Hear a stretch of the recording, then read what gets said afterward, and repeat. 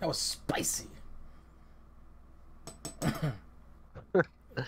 uh, everyone, welcome back to the High Rollers, episode 11. Good God. Welcome back. Was not expecting a punch like that. I'm not gonna lie. Yeah, we are back here. What you got punching you, bruh? Bruh, that Kush mints. I was not expecting it to really hit me like that, but I'm kind of melting at the moment. But otherwise, it's been coming on to a week since our trip from Florida. So we will Has be it talking. really been that long? Yeah, it's already Wednesday. We left last Thursday. And Yeah, it's crazy. We're gonna be talking about just that low-key little trip to Florida, getting re-rides and final opinions on certain rides because let me tell you. a lot has changed. Let me just tell you that a lot has changed, but otherwise we got the news, and it actually is quite a little bit. It's just nothing really too big. There's a lot of different topics to dive into. So, starting off with a meme, because we just have quite a bit here, but new Peppa Pig Land in Dallas. It seems like they are taking advantage. They're going wherever Universal's going. So we're probably gonna see a Peppa Pig Land in Spain next to Universal of Ventura.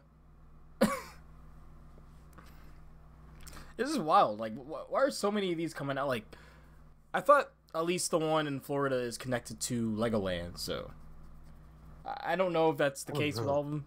If they're like always to Legolands, or if they're literally the most overpriced kids amusement parks ever. But who knows? Because I thought that was the reason why it was it was priced so much, and in Florida at least. But it could be just that way for all of them. So, what was the other meme? Oh yeah, you saw what happened to Mock Tower's whole area, right? I did, yeah. So, in case you missed it, Mock Tower at Busch Gardens Williamsburg is completely it's gone now. Like they've taken it down. The maintenance issues and the lack of ridership caused them to get rid of it. And for all the speculation, and even my fun speculation a few episodes ago, saying, hey, why not have a small terrain family coaster back there? Why not build up the German area? But for now, at least, it's looking like it's just a seating area. It's just pretty generic. Honestly, it doesn't even look that great. It's of a seating area. And I think the platform that is like the brown platform right in the middle, that you could technically be standing right above the last remains of Mock Tower, because there's still some like wiring and just like a whole like the last electronics of it are there. So cool fun fact. Please don't lift it up to try to see it. Please follow park rules. But yeah, that's just a little fun fact in case you're going. And I assume they changed this to something else. I doubt they just keep this an area like this. Granted, no one was riding Mock Tower anyway. So it is decent for now, but this definitely seems like last minute. They really should have took the banner down from Mock Tower, in my opinion. That's really what makes it ugly for me. That's the eyesore. Yeah. And so I guess we'll just talk about this now, as it's the other drop tower in the Seas chain. But you had this here, so let me try to scroll to it. It was the last chance for Falcon's Fury, potentially. Yeah. Well, I mean, and it's just had such a rocky history so far, just with maintenance. Yeah, it's crazy. At least in my tenure as like following the community. Glad that thing opened up. Because Seas just does not have good luck with these drop towers. And I actually, it opened in like 2014. Chain parks have not had a good run in the last decade with like these high, Yeah. like really tall tower rides, in the sense that like Windseeker, big fail for Cedar Fair. They're barely running. So they have such weird maintenance issues. So hard to get parts. Now C's added two unique. These are two. One's Intamin and one's a Moser, and they both are just having issues. Like one's not even innovative. One's just a drop tower that vibrates.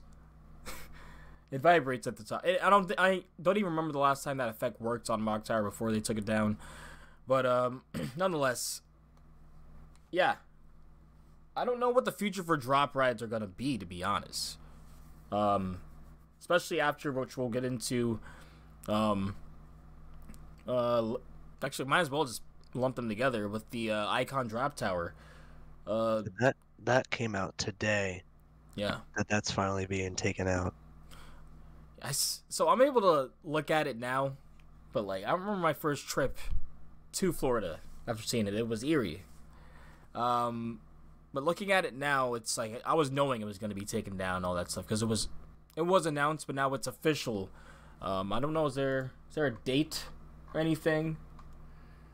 I mean, there's a giant crane next to. Yeah, we didn't see that when we were there last week. So yeah, I saw an updated picture somewhere that they had already like removed the top and removed pieces of it, but I'm not sure where I saw that photo.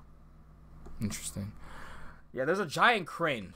It is definitely gonna be happening. The Orlando skyline will be changing, in my opinion, for the better after what had happened and the negligence. So, yeah, the future of drop towers. That's a discussion I didn't even think about until really the cast. But really, is anyone gonna push for that record again? Like, Falcon's Fury wasn't even a record breaker, you know? Mock Tower, I think, was even smaller than King's Dominions. Right. So, yeah, it's just these really tall... I mean, it's not all of them, right? You have the giant Starflyer in Orlando that goes around every single day. I still need to get the guts to do that. We should have done that when we were there. I didn't realize you hadn't done that. I would need to be floating, like faded. I need to basically feel like I'm not existing to do that. That thing is pretty cool. I don't know if I've done that high or not, but all I gotta say is I would need more than just THC in my brain to get on that thing. Cause good God, that is eating at just my blatant fear of heights, and I'm pretty sure everyone it's the same. You know, I'm still gonna do all the stratosphere attractions, even though it's gonna scare the hell out of me. Like, it's nothing like it, so you got to do it. Thrill seekers, masochists, basically. I mean, hey, you rode your first drop tower was the Icon, but after that, you basically appreciate drop towers now. Like when there is a good one, you will get on it. So yeah, absolutely. I need to go get back on the King's Dominion one. Like, who knows? Like, my new favorite flat ride might be the Stratosphere. Like, I don't forget what it's called, but basically the seesaw on the very top of it. That just might end up being my new favorite flat ride because there's just nothing like it. I'm never gonna get a thrill like it. Yeah, I want to go to Vegas. Moving on. I don't know if drop towers. Yeah, it's interesting to see what these tall tower rides will be. I think the Orlando Starflyer is the last for a long while. Just like how we haven't really seen Gigas taller than Fury 325. Hell, like Ka's been the tallest since its inception. So Right. Yeah, I think there are some limits at some point, at least with our certain technology that we have. New Vekoma concept. This is a cool little throw in here. So this, I kind of almost want to. It kind of bounces off to what happened with, like, Mark. We were hanging out with Mark in Florida over the last night. Oh. And he was just showing us these craziest, like, Vekoma. Oh my gosh, no, the B&M freaking wing coasters. Yeah. Oh my gosh. You heard it here. He's actually enthused excited. by B&M. Boring and Mild has enthused me. Like, No, but for real, whatever dude. they're cooking in China. I've got to go.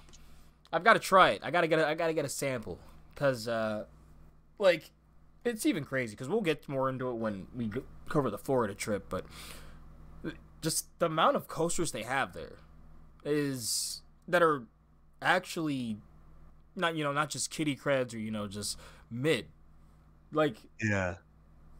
it's pretty wild. Now getting around to all of them, that's another challenge and multiple trips on its own, and depends on who you are if you want to get into China. But Yeah.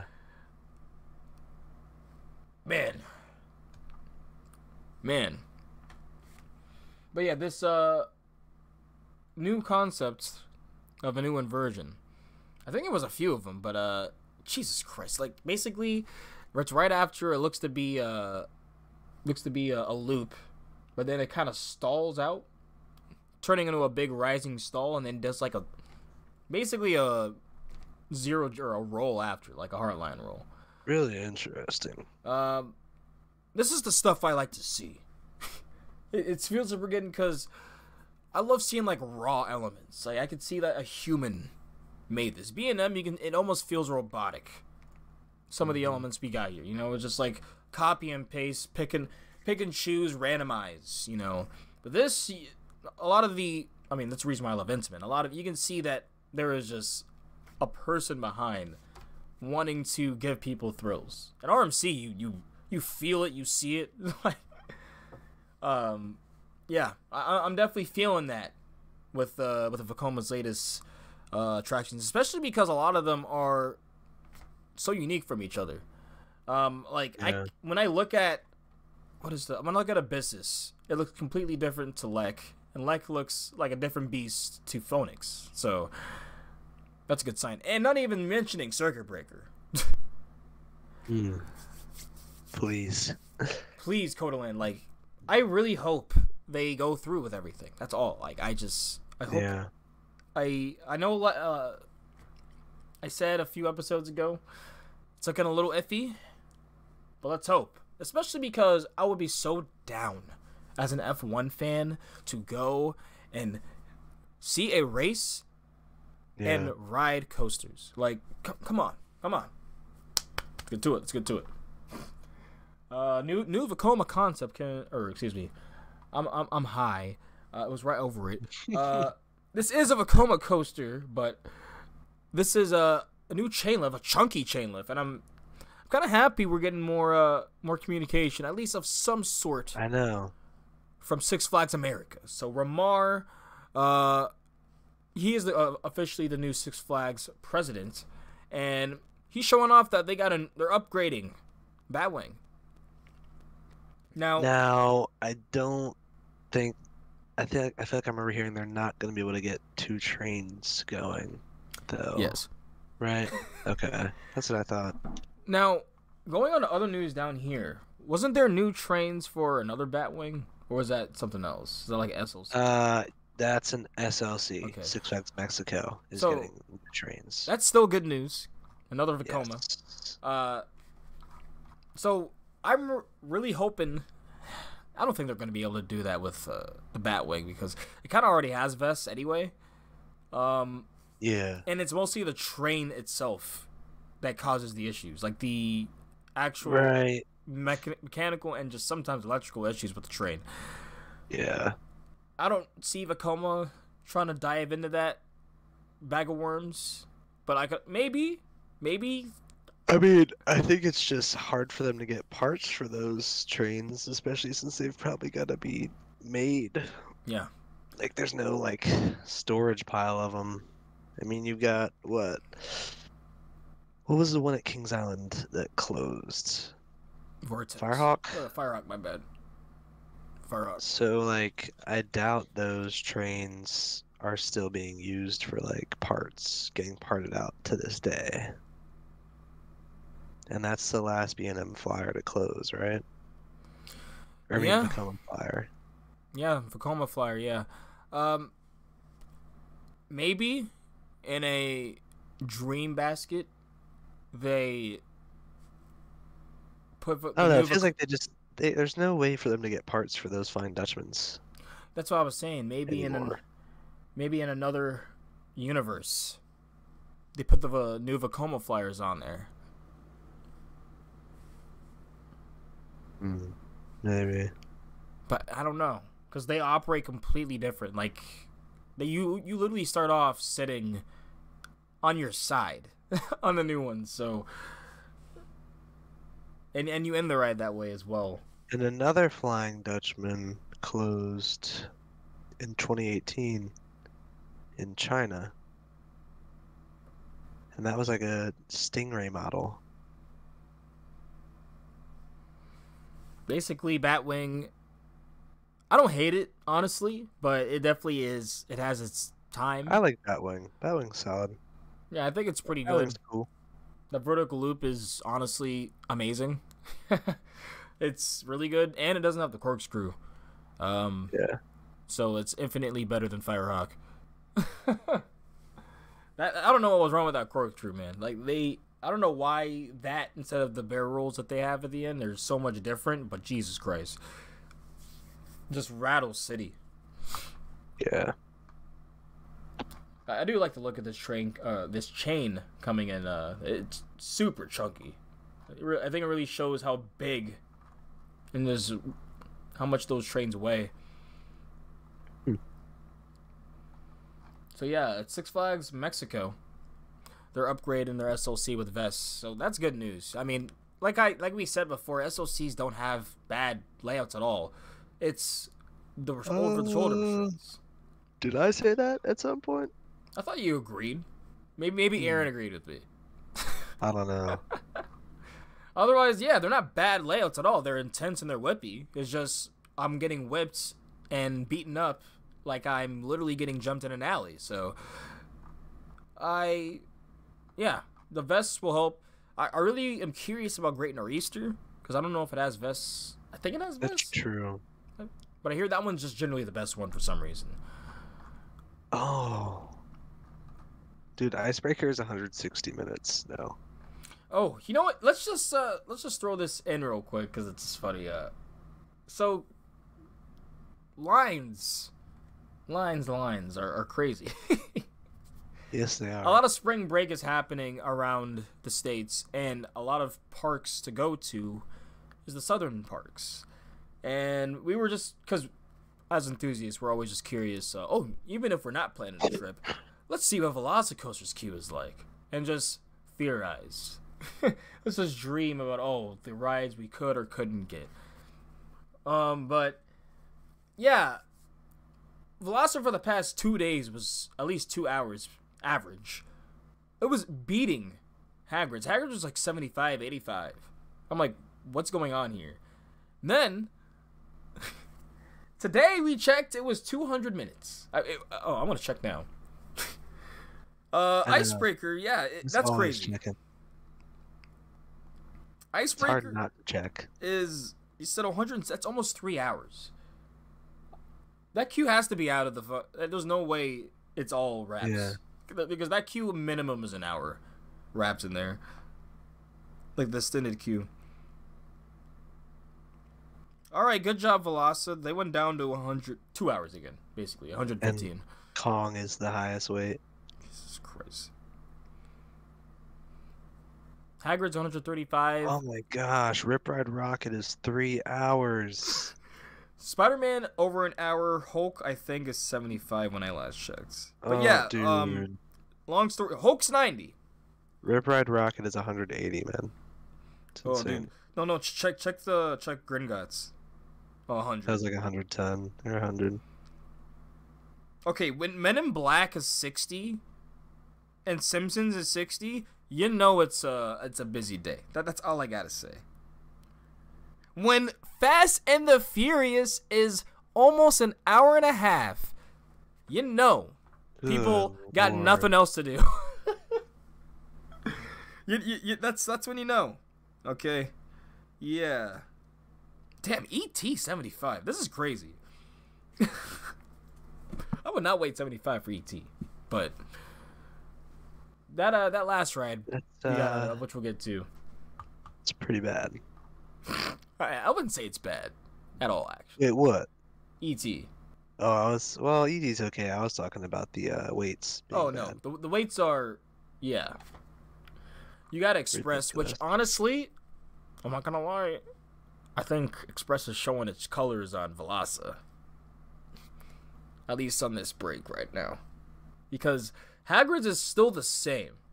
It's still exactly the same on a busy day, right? 135, not 3 hours or anything. It's gone up to it can go up to like 180.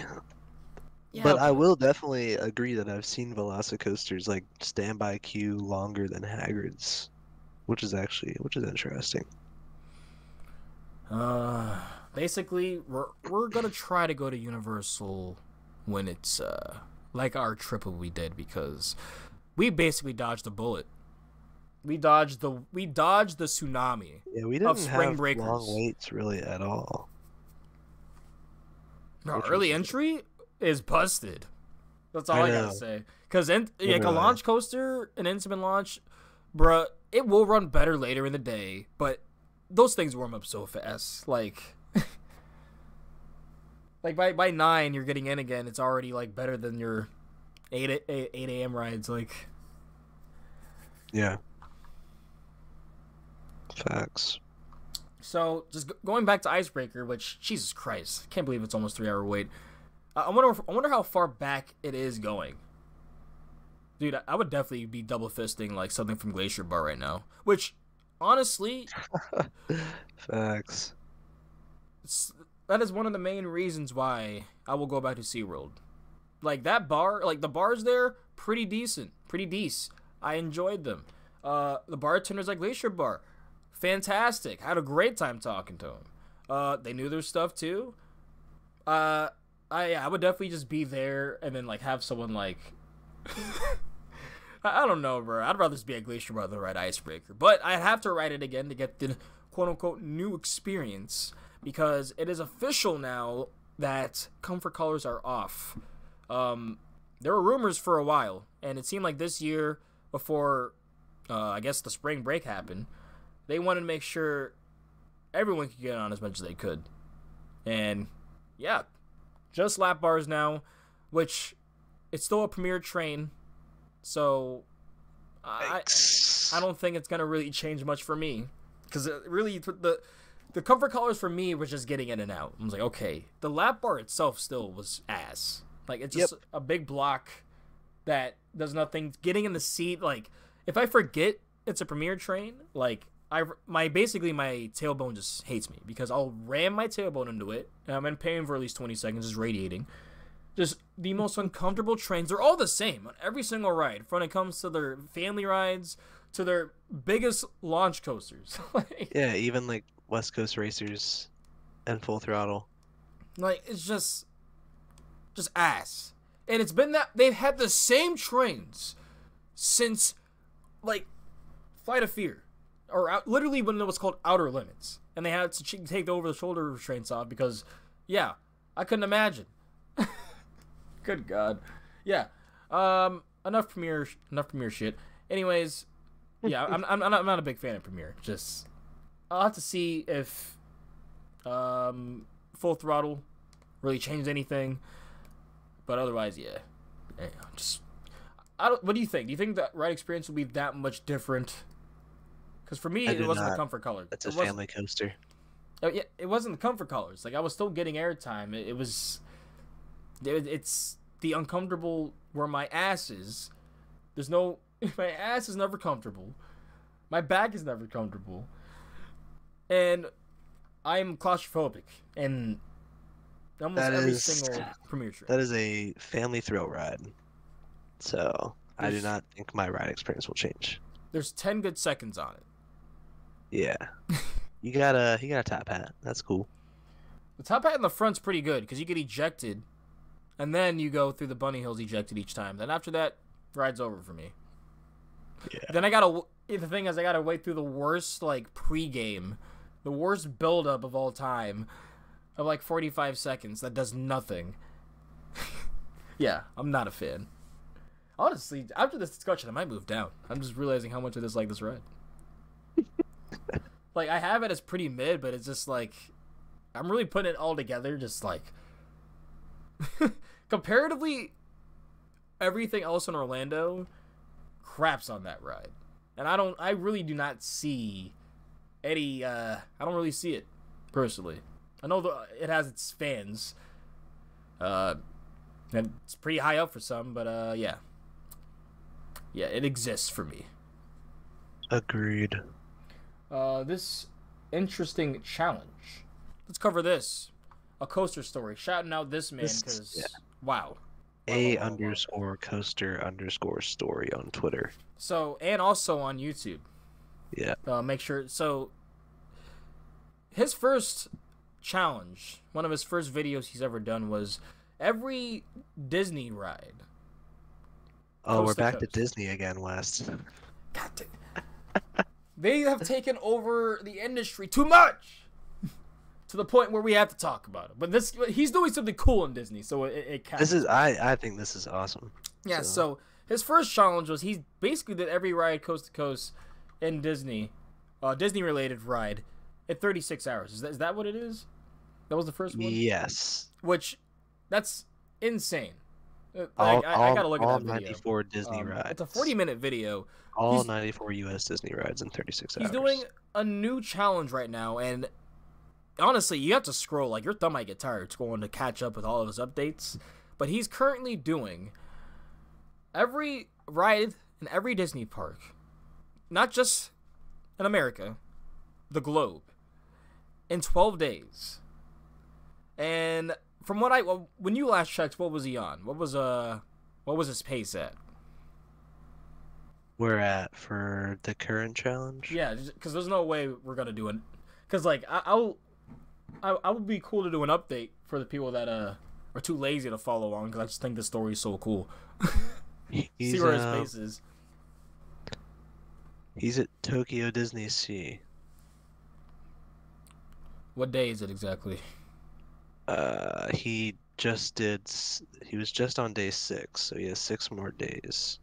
All right, so by the next cast, we will have completed it. Yeah, we will have his completion updates, but so yeah, he's on day 6, Tokyo Disneyland. Where does he have any idea where he's going next? Like, does he know what park? I'm not sure what order. No. Yeah, insane challenge. Scroll way down on the timeline, but this is really impressive.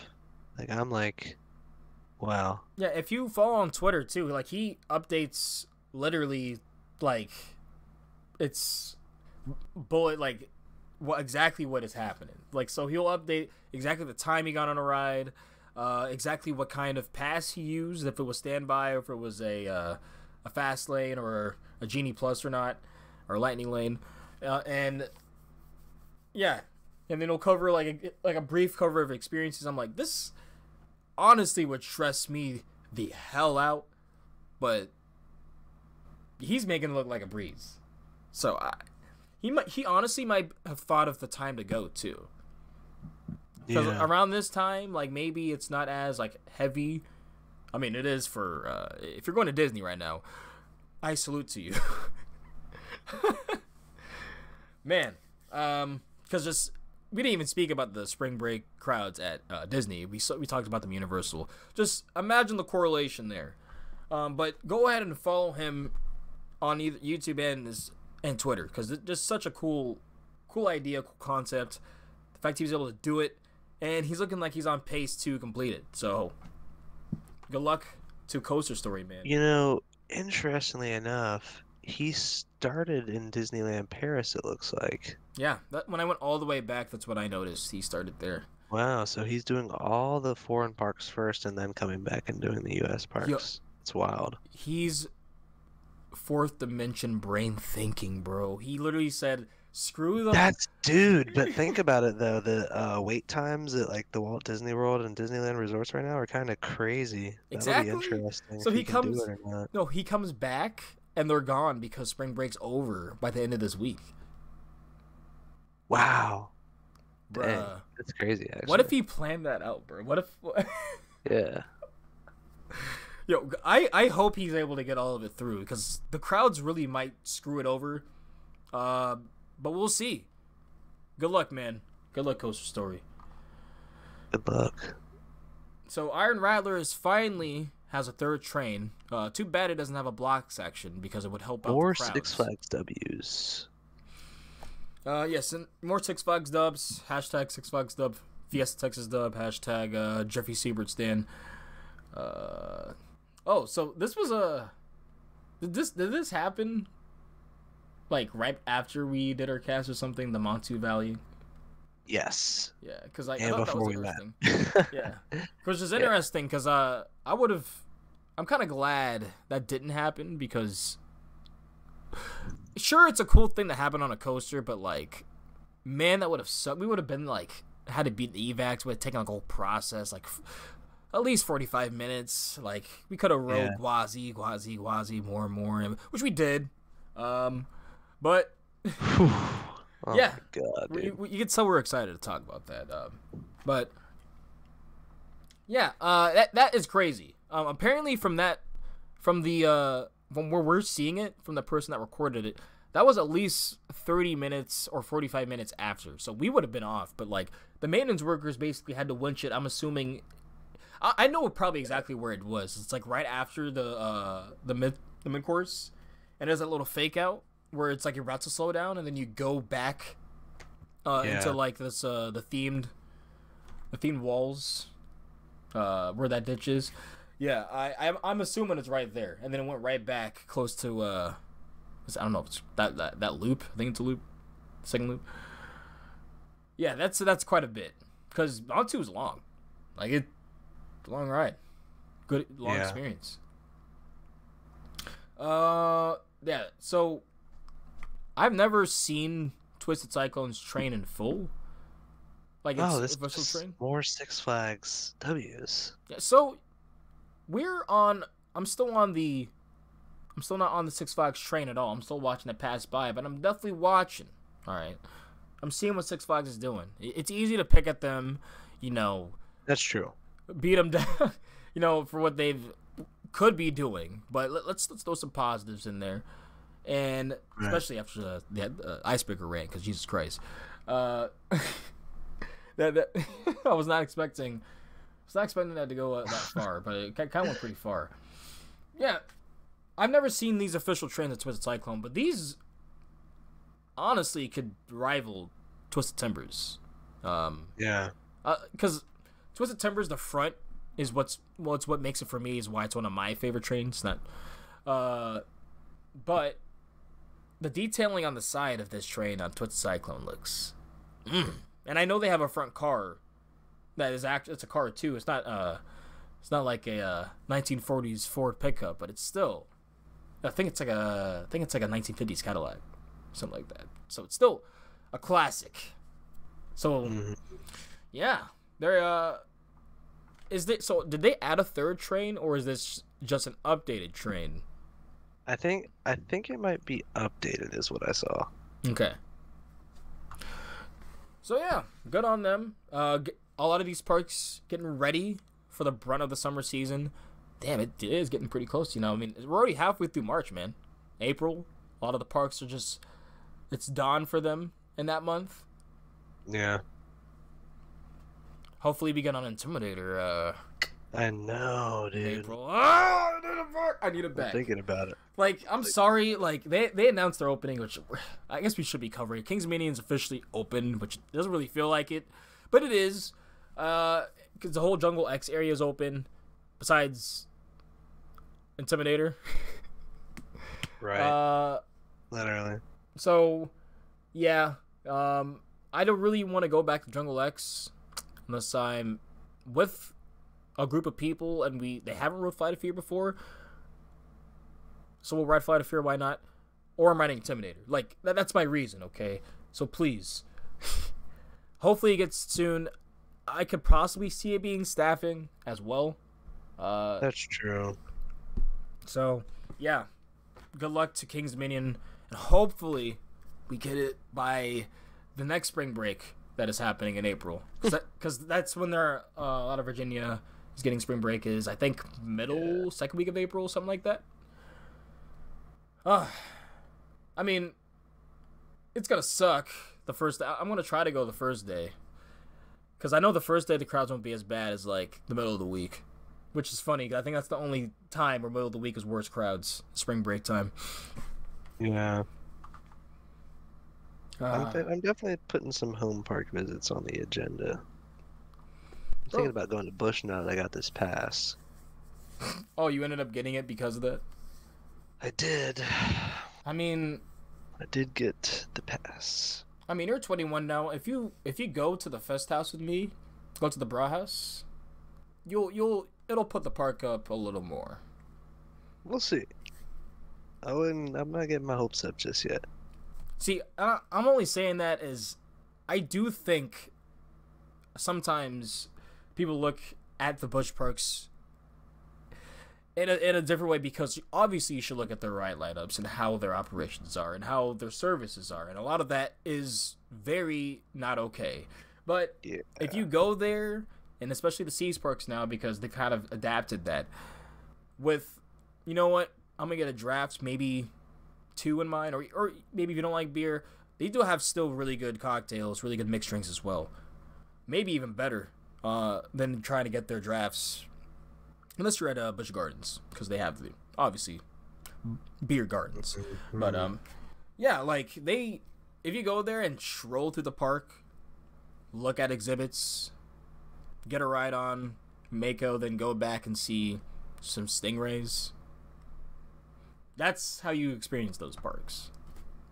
That's true.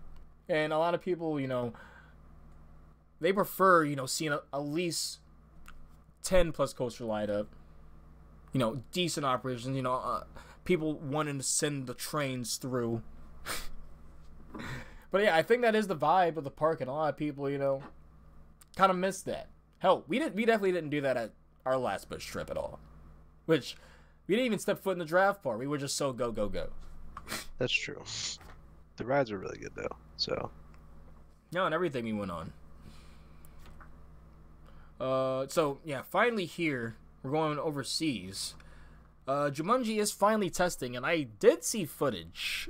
Man, that thing looks slow. I'm hoping it warms up a little bit in the summer, but Jesus Christ, like, that might be the definition of boring and mild, looking at it from a distance. But, I know. At least the theming and stuff around it is cool, I'll give him that. It's true. So the elephant in the room, you're probably wondering. We didn't talk about it. This literally happened while we were at Universal. It was really cool. Universal is rebranding. They are changing from Universal Parks and Resorts to Universal Destinations and Experiences. And basically, there just been like nitpicking thoughts because they've released their new logos for their new Universal site in general. I don't know if you saw. Did you see the high resolution images? Yeah, they do look a little better. They look good. Yeah, but I still think Alan's one that we have now is, I don't know. I might have to get a pin of it. I might have to get like something up, because that I do have an OG pin. Yeah, I have one. Because that I don't know. There's something about it. They just made a fantastic logo, and it's gonna be hard to beat it. So yeah. I think a lot of people nitpicking and saying, "Oh, look, it was done on Fiverr," or blah blah blah. Come on, it's not that bad. And even then, that's kind of crapping on some of the work that we get on Fiverr. Fiverr is a pretty underrated, amazing place. We've gotten good stuff done on Fiverr. So really the only issue I have is the new Universal logo, because it doesn't really rotate anymore. It's not like over as a 3D image. It's like implanted onto like basically the globe, and so is the continents. And I've seen some talk about basically cutting off representation of like Central America and upper parts of South America, because it just cuts it off, doesn't show it, where it basically shows the whole globe with the current logo that we have now with it hovering above it. There could be change in that. We'll see. Otherwise, I don't hate it. I just think they have such perfect logos now that it was really hard to make anything better. So, I feel that. But this big rebrand, it makes sense with their whole, they're not just making parks and resorts anymore. They're doing a lot of experiences, as what's happening with their Dallas park in Frisco. Because that's not going to be a full day park. It's mostly going to be a kids 4-hour park, they said. Which, going on to that park, you did hear, I told you about how the locals there were... Universal has not had good PR in Frisco at all, apparently. Right. There were people listening in on the call when it was happening, but leading up to before, if anyone watches Clark's Farm, literally reminded, it almost was like reminiscent of how Chadlington and just the whole area just kind of hates Clarkson and everything he does because he's a media personality first, even though he's trying to be a farmer, and he's doing outlandish things that are just causing the culture to change that they do not like. But there were genuine issues that were brought up, like, would the police force be able to handle it? And, well, how about the traffic flow? All that stuff. And then Universal tried to reassure. Try to reassure that basically everything will be fine. But, yeah, residents, they wanted zero part of all of this. Because I think they are literally blocks. You might be able to just walk on over in like minutes to this park. So they might be worried about noise, the placement of the park. True. And that's like, you're always gonna have stuff like that. Just like the Knott's Giga. Yeah. And the noise stuff. I don't think that was ever gonna happen. I think that was like a Giga, right? Walking out just seeing that every day. I don't know. That would be wild. If it did. Yeah. But yeah, it finally went through.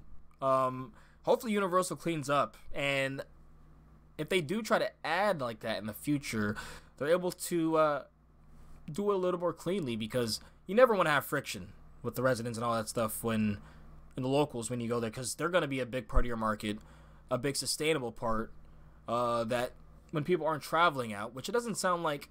It sounds like a big travel destination. It's going to be a little bit smaller. A half-day park. Unless it's really busy. Yeah. I think they're only going to have, 4 days or 6 days at its 10 p.m. hours. Like the latest. Yeah, it's definitely going to be a much more low-key family experience. So... good luck to Universal Destinations and Experiences. From our trip, you guys still are doing well.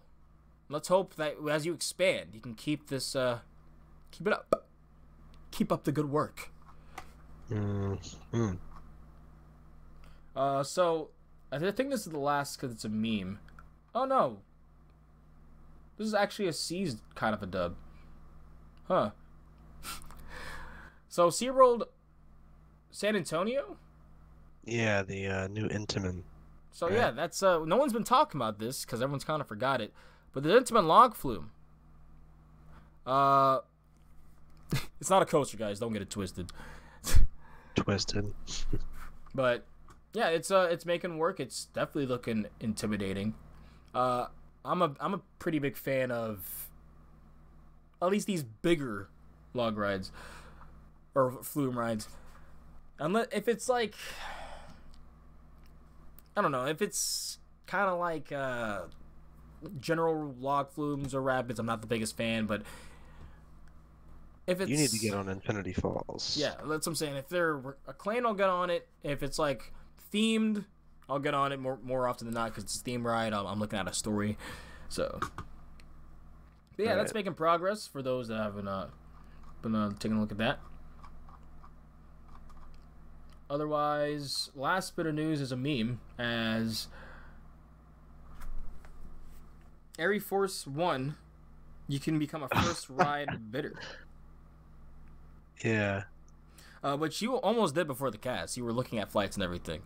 I think so basically you can bid for an auction to be one of the first riders, which I think this is going to get to pretty absurd pricing at some point. Does it say how many rides you get, or is it literally just the first ride? Just the And you're first off? ride. Every seat of the first train on the first public ride is being So auctioned off. yeah, I wouldn't even try to do this because I mean, there's just no way it would not be anything absurd. So basically, if you want to start, what did it start at? Like 500? 500 for the front and back row, and then 250 for every other seat. And it's an auction, so Yeah. it's gonna be ridiculous prices. If you're a baller listening to this, you want to ride Air Force One, be the first and say you did it. Go ahead, outsell all of them. Mm-hmm. Why not? Otherwise, that is the news. Really? Yeah, that's everything. Let me make sure I got all on my side. Oh, I guess yeah, that's not really that cool. Oh, the DK concept, but that was it. So the What about DK Wildcat? concept came out. Oh Wildcat yeah, and I overlooked Desperado. that. My bad. So This man. Lake Compounds is seeming like they're doing something big with Wildcat. Even because they just did a big renovation not too long ago, but it's still apparently one of the roughest wooden coasters out there. So I would not know. yeah, we wouldn't know as we haven't made it out there yet. Lake Compounds is high up there for me for Boulder Dash alone. So Definitely on the bucket list. there is speculation on what could happen. Some people think it could get a Titan, some big renovation. I've heard that. Yeah. Some people are saying, nah, screw it, they're gonna make it an RMC, which I don't know how Would big be it is. welcome. I don't know if that would work. Yeah, I don't know. Very curious though. Trying to look and see. I just had somebody say that we need to go ride Desperado now, What? or Why? whenever it reopens. They want to ride Desperado, man. You know what's crazy is like, it's so out of everything, and apparently it's so bad. Like that's. I just, know, but it's a credit though. I mean, the That's only. it is a credit. It's one of the few out of the way credits I would go get because it's just so notorious for how bad it is. Right. So I just have to get my opinion on it. Otherwise, I'm not the type of guy to be like, hey, I'm gonna drive 8 hours to get this SPF Visa that opened up at this really shitty arcade. That's true. I'm like, if it's on the way to my destination, I will get the SPF Visa. If I am driving 8 hours south, just like, nah, I'm good. Or if I'm driving 8 hours from my house to get, I'm good, bruh. I'm good. Like, I'm not that crazy. I respect the grind. I really do. But I'm just not that crazy with it. I think it has to be Air Force One, so really good ride, or something just so ridiculous or one of a kind like Desperado. Yeah. Oh, I did put that in. I'm stupid. So yeah, the coaster contest is happening for the new Zamperla retrofitted ride at Peony Playland. What were the names? Let me look at it real quick. Is it Troll? What do you mean is it Troll? Is it Troll? Or no? No, it's not Troll. There's no Troll names? Let's see. I swear they had it somewhere. I'll have to look for it. But if there is a troll name, then we have to make sure that wins. Yeah. Like, remember, the Daddy Pig? We were trying to vote for it to... Dude, it got number 2, which is still pretty fucking... That's Hilarious. like insane. Like, that shows how little people actually use or do those surveys. Because... Right. the enthusiast community were able to almost... Because it was won for a while. Like, I swear it was rigged. Because there's no way... Who won it? Like Icebreaker or something? It was something like terrible. Like it wasn't even Pantheon. Like it was like Doesn't even make any sense. I don't even remember. But I don't know what's gonna win this year. Fuck, what Dark Horse is gonna win this year, dude? Imagine. So rigged. I'll 70% chance Dark Coaster wins 2023 USAA or whatever attractions today, whatever it was. Yeah. We're basically the really cap one that we're able to manipulate.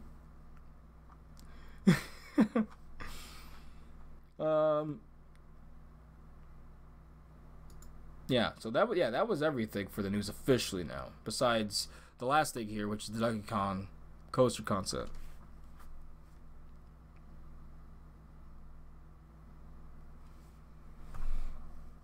So yeah, what are your thoughts on that? There's a new official concept that's shown for it now, instead of just speculation or older concepts. Shows the coaster going in and out of this facade, this big golden temple. Looks like Capacity monster. Reminds me of Temple Run. Yeah, if this is done well, man, this might be my Hagrid's for me. Precisely. Like I'm just looking if they're able to really hide and do this trackless, like the jumping the tracks gimmick well, then yes, man. I feel like they can do it well.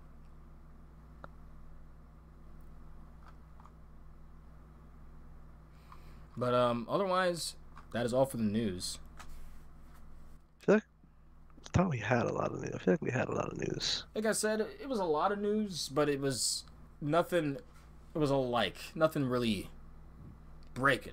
It was just, True. just like current news. Which, yeah, everything doesn't need to be a ball breaker. You don't need to always have a ride closing and a Buc-ee's opening. Actually, we do have a ball breaker. So the Buc-ee's, that was there's supposed to be a Buc-ee's opening close to 20-30 minutes away from Busch Gardens. Too bad that's like in 2027. Such a buzzkill. Like, why even announce it? Like, oh, I'm gonna move to this area because we're adding a Buc-ee's here. No. Like, that's so stupid because like that could just change. Like they could just like decide to not put it there either. 4 years? Ugh. Maybe in 4 years, will Busch Gardens Williamsburg have a Intamin Hyper or RMC and something else? That would be something. So in 2027, if it all goes through finally and I come back, I get all of that, then I get to have Buc-ee's? Okay. But I would have loved to have heard that in 2026 or something. Be like, damn, I'm excited to ride this new Giga or whatever they're adding. I don't know if they're adding anything after Cyber, but this new Giga with the most versions in the world. Why not? And I get to go to Buc-ee's before and after. Wait, hold up. Does Buc-ee's do breakfast? Yes, they do, bro. Have you ever had it? I have. I don't know. I prefer going at night and getting brisket, though, to be quite honest. Do they not have morning brisket? That sounds good. I don't think they do, if I remember correctly. I don't know, though. If they had all-day breakfasts like Sheetz and Wawa, they would be... it's like what they serve on the racks and stuff, but it's just like different stuff. Yeah, they would be undoubted, uncontested winners if they did that, in my opinion. But there's debate. I could see debate for others. Man. All right. Florida. We're talking about Buc-ee's. Might as well talk about Florida. We just finished we came in on Monday right at 9:50 to MCO, Orlando International. Back at the home park. Yeah, RC just can't get away from it. It was 3 months for me, just about exact actually. And yeah, we also were tagging along with the homies, Colin Alex, and Colin, Alex.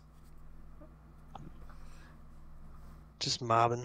So perfect 4-person enthusi group, and yeah, this is a prime example of this was not a vacation. This was a trip Yeah. because there was very few moments I think we gave to ourselves to really chill. Just go, go, go. Like we thought about, there were moments we thought about chilling before the trip, but once we were there, it was Yeah. literally as soon as we got off, booking it to our Turo, which I would recommend Turo to anyone. Just know it beforehand, precursor, be prepared to take a photo shoot of your car at the end. I did not know this. This like cost us like 10 minutes and almost a flight at the end. Jesus Christ. It was like I was so faded, bro. I was just like laughing my ass off at that situation. Dude, it was such like an F1 10-second penalty moment. Like they're just sitting there like, please can I go? Like, why is this happening? But yeah, Turo was cool because literally we for anyone that doesn't know what Turo is, it's basically Airbnb for cars. So we just selected like, oh, we got ourselves a Corolla, nothing big, but you can go big and get yourself like BMs, Audis, Teslas. You can get yourself Lamborghinis. They're ridiculous for a day and for the miles, but you can still get it if you want, and still better than rental. Yeah, it was like $100 to $200 less than a rental, and much less hassle. The guy basically acted like a from a distance rental service because he was like, "Hey, it's parked here. If you have anything, let me know." The only meme was that once we got to the car, like it was filthy, like on the front. Like like the first thing we did was be stoners and just put like a little dick on the back, and it was pretty helpful though because we were able to find the car because of that, because they were very like Corollas and Camrys from the last 4 years look so similar, and everyone has them, and especially if you're in a travel destination like Orlando, like there are rentals like that everywhere, so having that film of filth really helps, you know. Facts. But yeah, it was super easy because we just walked straight out to the parking garage, got in the car, and enjoying Orlando. We put on, I don't know if I couldn't really tell, I'm not gonna lie, I kind of want to ask, but I couldn't really tell at some point because we were definitely blasting the trap, bro. We were we were definitely yeah. We were like I was vibing, yeah. But I could not tell if Alex and Colin were as much vibing, at least in the bush. Because after a while, they had the earbuds in, bro. I was like, yeah, we chilling, all good. No but yeah, sweat. Getting in there, it was easy. We just went straight to Universal, straight to Islands of Adventure, and it was a 60-minute wait for So what happened? Did we eat anything? We ate Chick-fil-A. No. We got Chick-fil-A first. So because like there was no way we just went from literally 2-3 hours of sleep straight up to just getting on a flight. Universal. We got Chick-fil-A, which good God, Chick-fil-A is good. And there are things that I love more than Chick-fil-A that I still would not have more than like 2 or 3 times in a row. Oh yeah, you're not gonna eat Chick-fil-A for like another year after we ate there like every single day. Oh my man, Jesus Christ! I felt like a pack mule, but at least, at least it was Chick-fil-A. It could have been worse, you know. I ain't really pressed. Chick-fil-A valid. Chick-fil-A valid. But we got that Universal. What did we do? We just went straight to Velocity? Probably. Or we got a return time, I'm not sure. At Haggard's. I don't even know. But no, the first thing we did, we got to Universal. And it was basically 40-degree difference. Which is always a positive about going to Florida though. We were like chilling in 40-degree weather before like just literally hours before, and then it was 80, and we were like sweating. We were like, we were Winston. We're like, we need our sunglasses, bro. This is rough. And we met up with Back Row Byron for the first half of our first day at Universal. I forgot about that. Yeah. So that was really chill. Yeah, that was the first time I met the homie Byron. If you probably have seen Byron on a few posters around Cedar Fair or Seas Chains, but he's currently was currently on. I don't know if they've changed it. Last year on Tumbili, on that one, and operated Pantheon at the beginning of the operating season for Busch Gardens. Local legend. Yes, he operates a few rides, but currently, I don't know if he's trying to do a checklist of just parks to operate at, but right now he is working at Universal. So, yeah, always some good company down in Orlando. Yep. Yeah, it was first time meeting him. Very chill guy. It's just the people with the takes that are always people with the takes, man. That's when you always have the most interesting conversations, and definitely some takes. I think we agree on number one, but Jesus Christ, I can't believe he actually thinks Cheetah Hunt is number 2 in Busch Gardens Tampa. I'm not saying his number 2 overall, but in Tampa. Yeah. Jesus, that is no.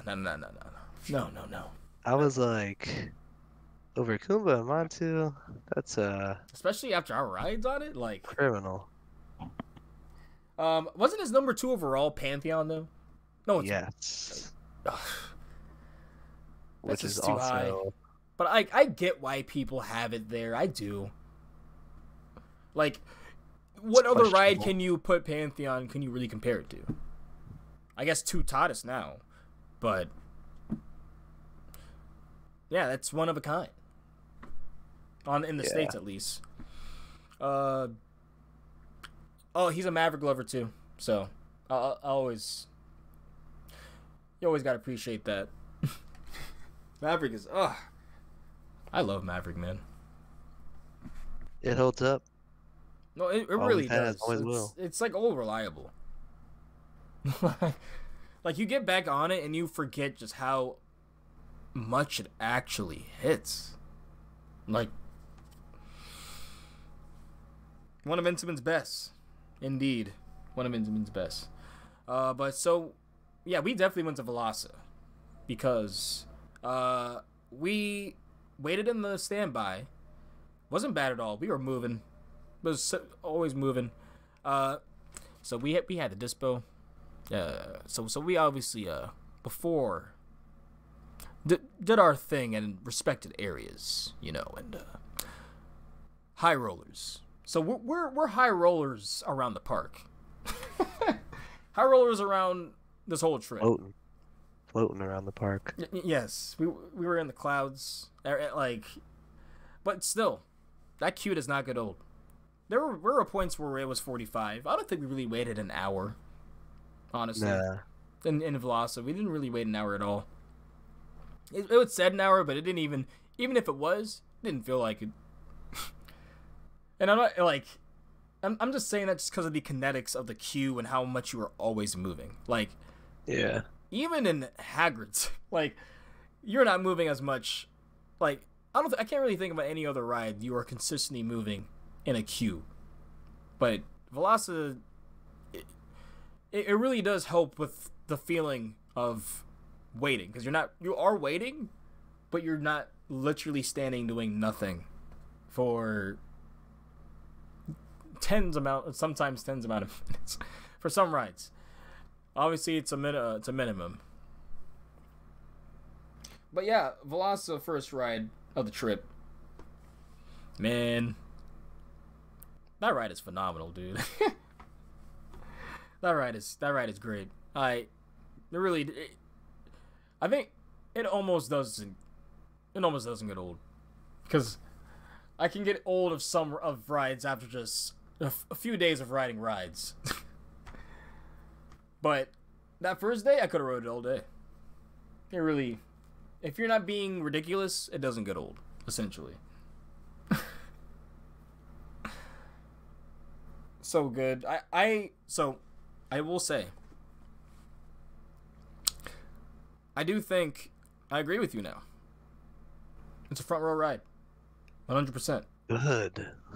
100%. It's a front row ride.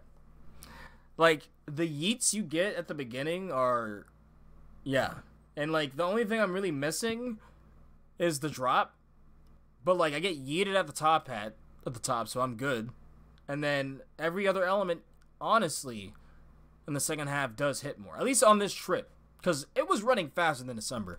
Precursor. I don't know what the fuck was happening with the rides this trip, but like I swear it was close to the same temperature, but they were cooking. They were sizzling. Like from Orlando to Busch Gardens, Tampa, they were on fire. Like, oh man. So yeah, the Veloci rides were even better this time. I still have Steve just barely over it. And I think I want to get some steam and Steve. I had Steve over it handedly. Well, you have 2 coasters, 3 coasters over. I have 4 coasters over it now. Yeah, we'll get to that. A little bit of a spoiler. Which is unbelievable, but hey. So right after our first ride, just the homie Byron just was able to hug us up. So we got a re-ride. Yes. Right. Which this also shows how good the operations are at Universal, because there's not really any other park that will say, "Oh yeah, they can accept to just do this." You know? Right. But they definitely just did that with us, you know. It was crazy because they were so nice. You're like, "Oh yeah, you know these guys, you're with him." I was like, "Yeah, you're getting your early rides." Shout outs to Alex. So shout outs to him, the cast member there. So accommodating. Just because did exactly what he said. You know, we want to make our vacation, and he definitely, what a start to it. Just back-to-back Velocicoaster rides, dude. That's what I was thinking about. Like, Jesus Christ, you just got back-to-back Velocicoaster rides in the front row. Oh no, first was back, then the second was front. Man, that was a great way to start. After that, Alex waited in like a 20-minute line for butterbeer. Which I did end up trying butterbeer later in the trip. And I'm not gonna lie, I can see the hype. I don't know if I would get it every time, but I can definitely see me getting it like every now and then. Not bad for the price either, $6. I got it frosted. I think the dairy is mostly the most of the cream they add after, and then you mix it in. But yeah, it's unique. It's almost like buttery cream soda with like cream. So yeah, it can be rich. Yeah. Yeah, what do we do? I think we did Hagrid's. We got a return time. Yeah. Or did we? We did Hagrid's once. No, it went down. Right when we were about to do our return time, so we got another return. So we got a free Ruby Expresses though. Yes. Which was nice. Oh, so we went to Hulk instead, because we ended up getting I think front row on Hulk. Mm-hmm. Thanks to Dan. Shout thanks out to to the the homie Dan. Coasting with Dan. Best ride up in the world. Yeah, that was probably the best ride, because I've never gotten a front row. I've only gotten row 2 and Hulk is row nuts. 5. Hulk I still is have nuts. Hulk over Kumba, but I will talk about Kumba later, because there are thoughts about that. But I do think Hulk potentially has B&M's best, like from the launch all the way to the end of the second loop is... I can't really think of a better layout in my opinion. I guess some would say Fury, but I personally, that layout is just insane. Especially with how it was running. I was gray from the 0G roll all the way until essentially the overbank, when you start turning around and then it whips you through the corkscrew. Jesus, that corkscrew, dude. Yeah, I kind of wish it just ended after the mid-course, though, because it kind of does just turn with no bite after. I know, right? But that's why Kumba's better. Straight up. I just think that first half of Hulk is just better than everything Kumba has. I think that's the reason why. But it's so close. They're like neck and neck. But they're definitely close. They're very close. After that, I think, was that the same day? No, that was the next day you did the stuff with UCF. Yeah. I was like, that'd have been wild if you woke up that day, did that shit, dude. Yeah, after that, did we go back to Velasa? I'm not even sure. Well, I think we rode to Hagrid's, but we used the Paper Express. Oh, and then, did we fall asleep in that queue? Because that was taking so long. Was that the day? I don't know. But we rode Velasa more too. So. No. That was the one we went straight through for some reason. Because that was my very first Hagrid's ride during the day. Because I've only rode it at night.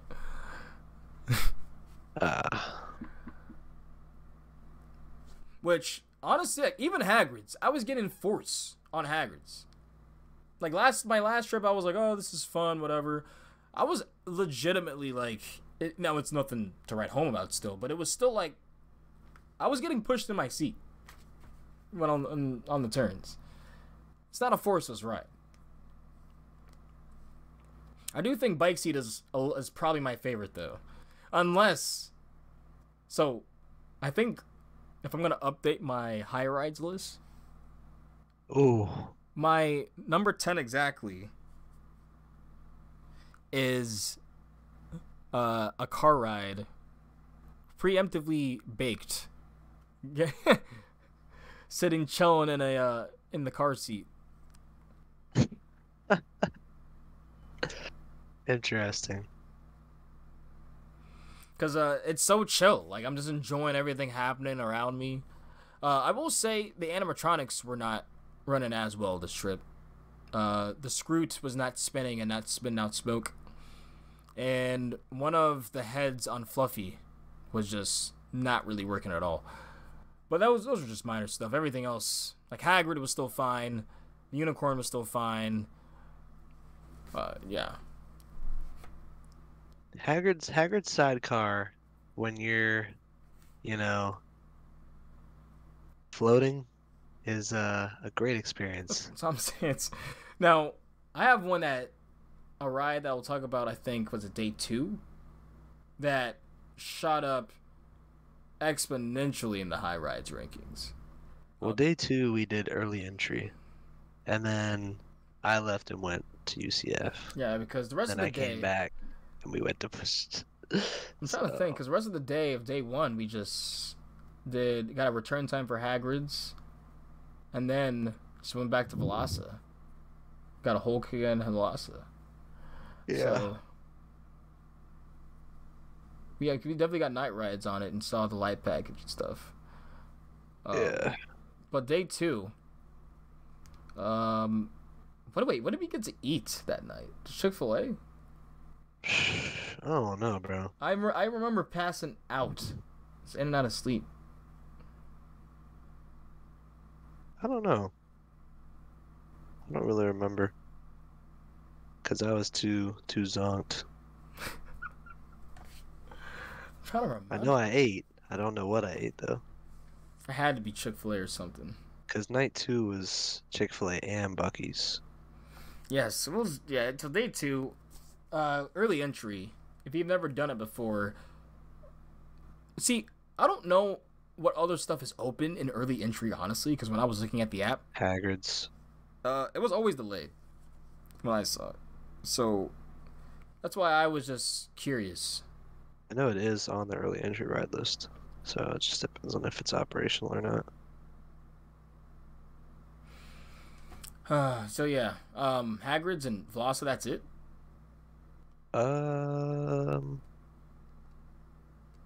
No, I mean there's other stuff. I don't off the top of my head. I don't know, but yeah, for Veloci at least, since they test in the morning anyway, and it's a intimate multi-launch, that thing doesn't really take much to warm up. It's really not even noticeable if you. Well, I mean, last ride of the night compared to first thing in the morning is definitely noticeable, but Okay, but like just middle of the day ride, generally people will ride it. yeah. That's not different. Any last ride. I mean, oh, okay. And this trip maybe. questionable. This trip it was cooking. Like this trip it was. Like I was getting airtime in moments where I was like, not really even expecting this time. But yeah, early entry was busted if you just want to lap Velocicoaster. I think that's the only way to do it, because if you get in right early enough, I don't know when they start letting in exactly, but if you're the first rider on Velocicoaster, as soon as they let everyone in, you could probably get 6 rides, honestly. Which, yeah, if you really want to ride Velocicoaster, try all different seats. That's a great way to do it. And if you want to wait 20 minutes after when park opens, you have about a good 30-minute buffer to do that as well. So you can maybe it's possible to do every seat, left and right side, on every row on Velocicoaster in the day. Yeah, because by the end of the night, they definitely. I'm noticing a pattern now that if they'll just say no row requests, just to make sure that everyone. It's not like 9:10 when they're walking off of a Velocicoaster, like the last guess. Well, I think that like if early entry's 8, park closes 10, you could definitely do it, depending on crowds, and if you have express after 4 with Premier. I'm curious how express is going to work during summer. I think that line is going to be stupid. Well, we're getting a preview of it now, pretty much. Yes. Like, I want them to show the express lines. That's what's cool, because, like, oh, you're showing me the standby. If I buy an express, True. how long am I waiting? If I'm waiting 30 minutes less, I'll take the 30 minutes. Plus, they can tell you, like, at least at, like, Steel Vengeance and stuff with Fastlane Plus, they have, like, they can tell you how long the wait's going to be. Like, I'd rather, if it's only 30 less minutes, I'll tank the 30 more minutes and stand by instead of paying an absurd amount for the express. Right. Well, I mean, I guess that's part of the thing. They don't want you to know. They're going to promise it's going to be faster, but they don't want you to know the exact number, per se, I imagine. Day 2, though, after those Velocirides, you ended up going to UCF to go check out and tour that campus. Beautiful campus. Hopefully that's where I'm headed. It'd be pretty dope. I mean, as soon as it'd be an incentive to finish and do work and learn. Be like, all right, if I do all my shit, I get to go to uni. Yeah, pretty much. I mean, I'm not gonna lie, that was one incentive for me getting back in the groove of things. I'd be like, all right, when Professor gives me like the opportunity to do stuff on my own, I'm taking advantage of that in the summer, because then I'm getting KD trips, I'm getting Kennywood trips. It's like, but yeah. So while you were doing and touring there, we hit the Universal Studios side, and damn, what a chill time. We were baked. We were pretty baked, and so Alex rode Fast. Oh, he rode Mummy for the first time, and he rode Fast and the Furious for the first time. And his Mummy ride was great. The day after, he ended up getting a one-click Mummy ride. And that was wild. I don't know if you ever had a one-click Mummy ride. I've had it like once. That's the reason why I haven't. I've gotten some air on Mummy, definitely. Yeah, the lats on it too with one click is pretty good. Yes. So from there, we were just basically saying, why does that exist? Blah blah blah blah. Fast and Furious at least. Why does that exist? That's a good question. We were joking, just put a Velocicoaster clone there, split up the lines. Then we ended up. I don't know if Colin joined us for this, but I swear, no, I think Colin went to E because I don't think he would have joined us for this, because me and Alex went to ET after, pretty, because obviously we were talking about it in the chat, but we were pretty fried. Like you like when we walked by, there was probably sizzling, like you heard. So we went on to ET, and I have not been on that ride since it has to be over a decade, like the last Orlando trip at Disney and stuff. So I'm just like, oh wow, this forest is pretty cool, blah, Steven Spielberg when he's somewhat young, dude. As soon as you get on his alien planet, because I love the miniature, I love scenes that show a whole city, but it's miniature, but those are my favorite dark ride scenes. So I'm seeing that, I'm all into it. This I'm on a bicycle just like ET. As soon as I get on the planet, I'm like, why is this still here? Why is this still here? There's no way. I'm telling you, kids are getting nightmares in their hotels after they get off this ride. Because there's no shot. There's no shot. That ride's terrifying. Now, I was fine, but I was just this is freaky. Half of the animatronics worked. And yeah, the story's kind of abrupt, but yeah, it's okay, for what it was. What a ride. Yeah, I think its days are numbered because we walked out. No. We walked out of Men in Black and saw that. So we did that with Colin before. And yeah, that's still one of the best shooting rides. Because it's not just blatant targets. You actually have to shoot the aliens, and it actually takes it and all that stuff. Yeah, I don't know how at the end Alex hit something or was on a shriek, and he was shitting. He was shitting the bed on it. Then he ended up just throwing his dick on the table and just ended up beating us by ×2, and Colin was winning by 200,000. So that was fun. That was the ride where we walked out though, and we noticed how weird the merchandise was there, and we think the days of the ride is numbered because the animatronics or nothing is bad in it. In fact, it felt pretty good, especially compared to ET. But the merchandise is all random. You had a lot of anime, like Jujutsu Kaisen, Dragon Ball, One Piece. A lot of random Universal stuff. You had Back to the Future, but nothing from Men in Black. So, I think those... It'd be weird to see that go, though. It would be weird, because it's one of the last few things of classic studios, at least around that era. So yeah, it would definitely be for me to see. Sad to see it go, especially because it's a good ride. It is. So we were told by Byron to ride Rip Ride Rocket in the front, and I forgot when this happened. Oh yeah. So the second day, so the first day we rode it in the front. And we were like, we weren't convinced and everything, but we waited for the front. And I played Rainbow Connection because I found the code with Kermit singing to you with the banjo.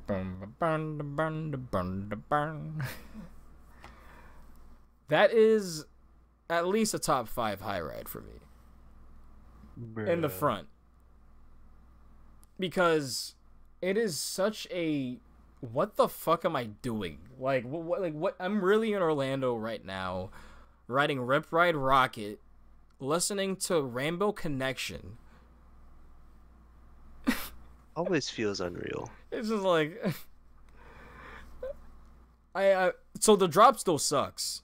I'll still hold that, but everything else in the front actually is good. It's actually good. Inverted loop or non-inverting loop hits. The every hill into the mid course is actually good. Now going out of it doesn't do anything, but going into it you get like an RMC pop. It's actually crazy. And I actually got force this time. It was actually good force. It could also be attested to like the rides were just running better this trip. But yeah, like it actually had a bite, especially in the Helix. And it moved up at least 40 positions. No, 70, sorry. Cuz it was in my bottom like 20, bottom 30. And now it's like comfy in like the top 50. So but I'm going to have to try more songs and look up more song codes because I know there's a lot. Then they give out a few at the bottom or in the queue, but there's a lot of secret ones.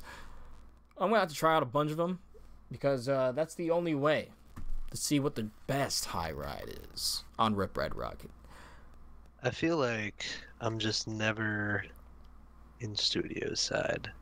Oh no, after we did Transformers, like we actually hit Boat Studios. We were trying to hit Gringotts, but that was delayed for a while. This is going back to day 2 because we wanted to get another ride on Rip Ride Rocket. do front row. Which shout out to Richard number 2 for that.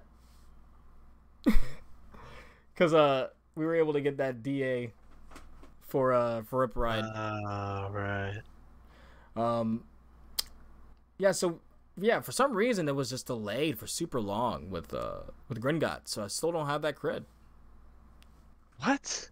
Yeah, it was delayed. Like we were there for like literally opening of the park until you got back to the park, and it was closed. Like,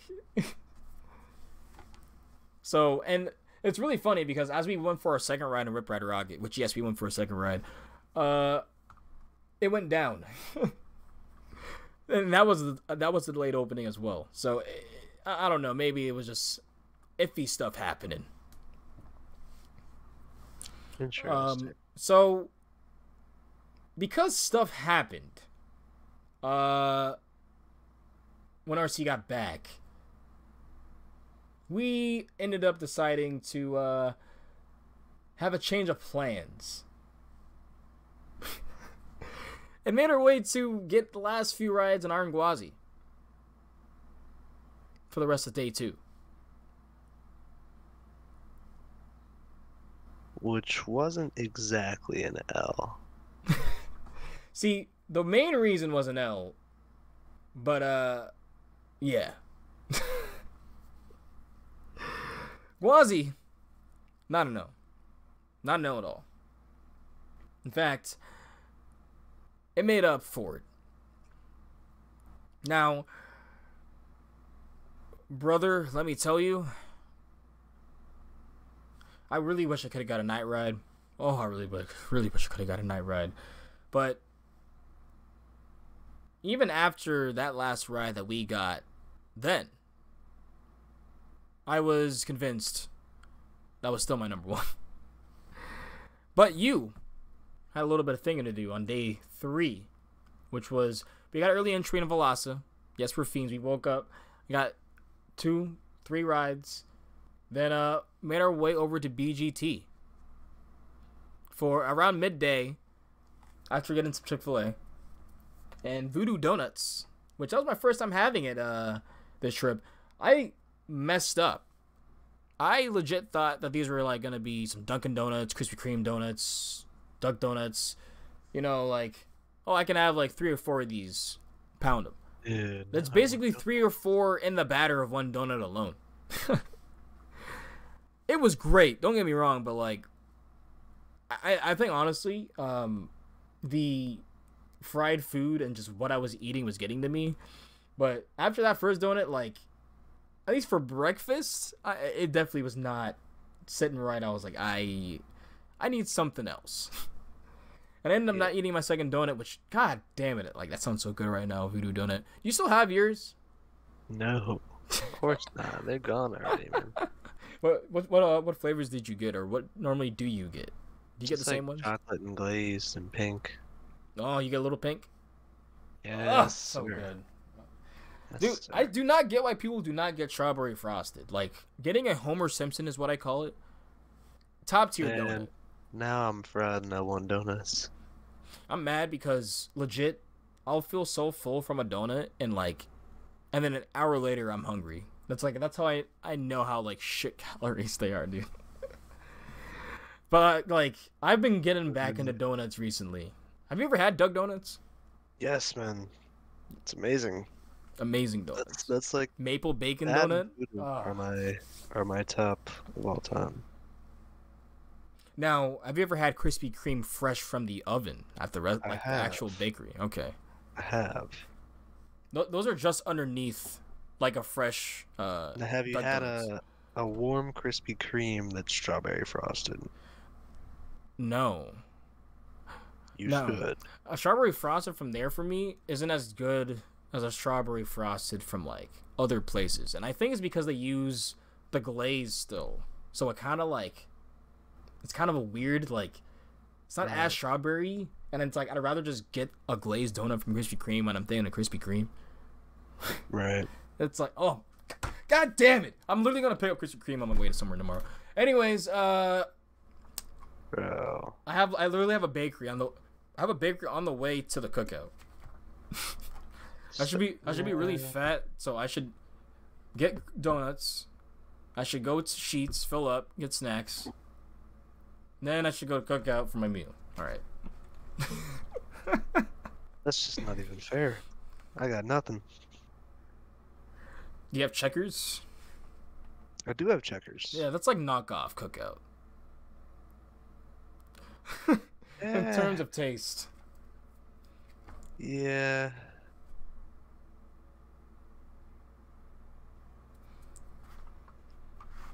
All right. So day 3 was basically all Gwazi, because we got there. It's probably the hottest day too, because I felt it going up the chain. It was lift. the hottest day, yeah. Just walking into the park was like, but walking in, I mean, we made sure that we were peaking before, right when we got on. Oh man. Yeah, that was insane. It's just so funny. It was really at one point at BGT we'll just because me and RC will do this thing, but we're high. We'll just look at each other and give each other like just this general just sly look, bro. So troll. Like we won't even say anything. We'll just give each other a look, bro. And like sometimes like we'll be doing it he's in the train in front of me and I'm just you seeing him just looking at me, bro. I'm like, I know, bro. Like I know.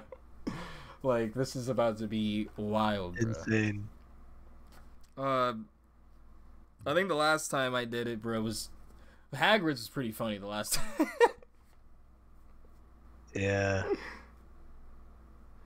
But day 3, I'm gonna let you talk about Gwazi more because I could talk about Gwazi all day. But that's when you had the change of thoughts The epiphany. because it was running even There. because it was even hotter that day. So to We- say that the wheels were melting was an understatement. I mean, I still kind of, I don't know. We left early, but we got 11 rides on it that day, and it was the hottest it'd been. And it is now my #1 coaster in the state of Florida. Okay, I'm like, I you knew trolled the shit out of me. it is my number one in the state of Florida now. So it's my number 4. And the last is my number 5, which I did not expect to happen, but I mean, the way that thing was cooking was I was getting touched in ways I have never been touched by coasters before. it brought me back to Hollywood Nights Voyage. That's Like, how good those rides felt. Minlock? Like, it actually might They have... don't staple at all. Well... Oh, that's not true. They don't staple some of our posse. I swear I, might, get a fake gut or something and, ride RMCs with it. Because I'm taller than Colin. And I'm literally the seat behind him. Like, the same side, no staple. Yeah, I know. Turns around to me, staples the living shit out of me. And then does a double take. Like, they basically could have jumped on my seat, on the restraint at that point. They basically could have been like an Italian crushing grapes for wine at that point. Could it have gone down more? Hey, that was one of the most painful rides I've ever had on a coaster, and it would still probably be in my top 10 if that was the only way I could have experienced it. But yeah, that wave turn is we could talk about so many elements in that ride, but just to throw out the thing that's I think about almost every day, just the feeling of yeet from that wave turn Minlock. No, the whole thing was like yeet. It's like some of the most yeet I've felt. What? This is making me think of yeet. You know what's funny? I've been giving them a chance yesterday. I was listening while pushing in laps in Seto. I was like, I'll give him a shot. I'll give him a fair shot. I still think I'm not a fan, but he definitely has songs. He definitely has some good songs. Yeah. If you're a fan of the genre of trap. Vapor trap. But yeah, basically the yeet turn, the wave turn. That's what I just want to call it, because there's no sense of chill in that. Like, I want to know the actual force, the negatives you get there, because it feels damn near close to like negative 1.5. Jesus criminy Christmas, it's so good. Death Roll. I think I don't know. I think it's tied. Well, and after that, I'm so torn between Death Roll and Mosasaurus Roll for real. Yeah, because the amount of it's hard to compare when they're two different trains. So I will say, the Death Roll lasts longer, and you get that lateral whip longer. Right. But the surprise airtime. But also the drop too. Exactly. You're just, I literally lose this myself. Conversation's making me kind of like the Death Roll better, I'm not gonna lie. I mean, that was my reason for a while, because I was saying it's basically a Mosasaurus roll, except it's longer and you get a drop. At least because when I get Minlock on that, I am going just pinballing between the seats.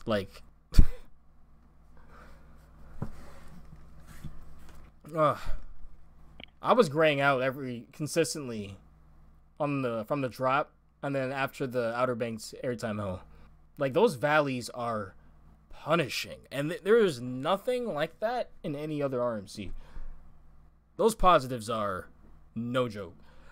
I almost I might make a trip just to BGT, a little low-key trip, middle of summer, middle of the week, just to see what it's like. And it's peak speed. I might come back with a cast, a new spleen, a spine transplant, but it's cool. Because the way it was running just then, oh man, like numero uno. And honest to God, anyone that says, "Oh, I don't see how it's better than Steve," after those rides, or just this year, you need to ride it this year. Like, this is the year. And I'm at the belief now, RMCs have a seasoning. They definitely season like a year. And they get better and better. Because Twisted, from opening year till now, is almost a different beast.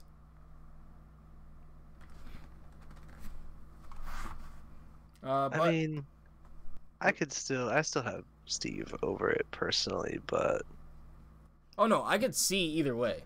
But people that basically say, "Oh, the airtime doesn't compare," they need to write it now, because it definitely compares now. There's more quantity of airtime in Steve. You'll always get that though.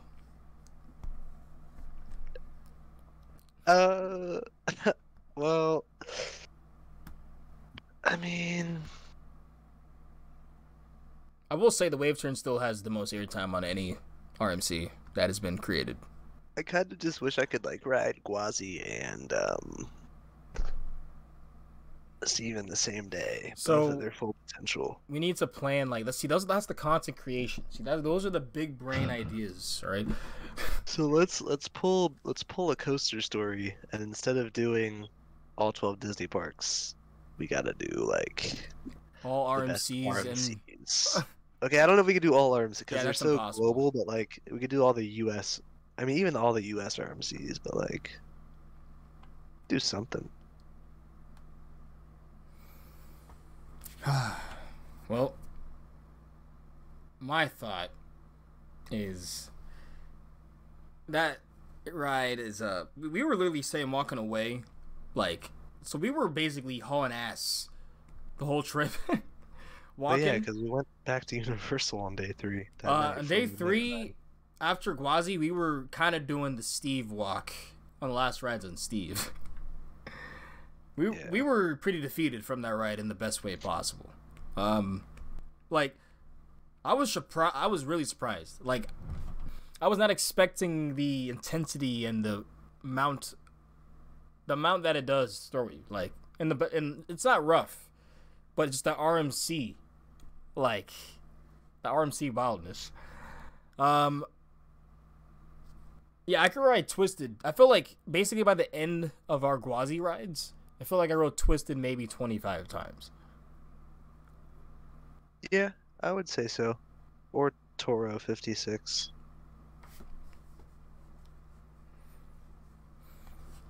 So we went I to. haven't, like, What were you gonna say? I'm not gonna lie, I haven't marathon Twisted in a long time. I think I'll probably do it this year because I haven't done it in so long. It's probably gonna be a dead day. That why not? I kind of want to push Intimidator this year. I want to see how much I can do on that. It's like, it's just crazy to me that like, I'm looking back and sometimes I used to go and like, it'd just be so casual to do like 30 laps on Twisted and 15 on 305 in one day, along with hitting like Drop Tower, Grizzly, Nah, you gotta. Ely. See, the Like, that's thing just is, crazy. for me, if I go in specifically looking for that, yeah, like I'll do I it. didn't even close the park that day. I left early and I hit Dominator on the way out too. That kind of stuff is just insane. Yeah, like there's a very few times I'm looking to do that at KD now. I like I because know. I started chilling ever since the summer for real. yeah, I like would just go ride a little bit and bull. especially with meal plan, like Oh man, Grain and Girl, every time. it's been nice to do that in. I'm gonna try to look at BGW's options for that, see if it's anything worth. I gotta renew my meal plan still for Cedar Fair. That just reminded me. But yeah, like I know we were having to talk about this in the chat with James and Timmy. But yeah, for me, even with the meal plan, there's no doubt in my mind I'm going like King's Dominion has better Better food options. Then BGW. Busch Gardens I Williamsburg. mean, yeah, I agree. I'm also like a Bush denier, so Okay, but like, when do they ever have more than 4 restaurants open? Like 4, 6, like a week in the season? I don't know. I've only eaten at Bush a few times, but I also don't really go to the park. Marco Polo is up there in my opinion, but